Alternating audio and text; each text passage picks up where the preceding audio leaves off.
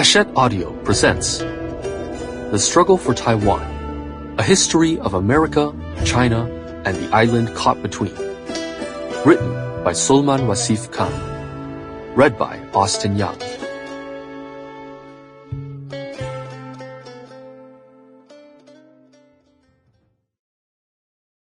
Introduction. In the spring and summer of 2022, a new trend swept American policymakers: visits to Taiwan. Strictly speaking, it was a once and possibly future policymaker who started it. News broke that Mike Pompeo, who had served as Trump's Secretary of State, would arrive in Taipei in March and meet with Taiwan's president, Tsai Ing-wen.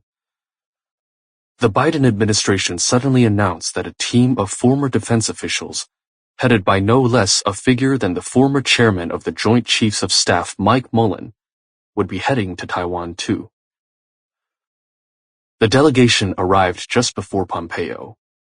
Mullen, characteristically prudent, spoke of how his delegation, with its mix of Democrat and Republican officials, showcased the bipartisan nature of support for the United States' strong partnership with Taiwan. As statements of support for Taiwan went, this was quite significant, not least because of the figure delivering it, but it would pale in comparison to the Pompeo show 3 days later.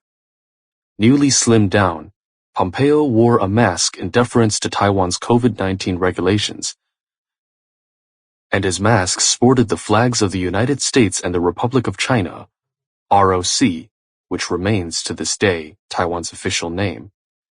"The moment," he declared in an interview with the Taipei Times, "calls for clarity, transparency, and a deep recognition of the central idea that we've all known, that Taiwan is not a part of China."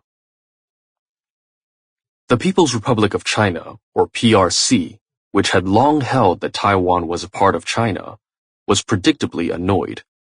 But it was with the announcement that Nancy Pelosi had decided to visit Taiwan that Chinese ire came to the boiling point.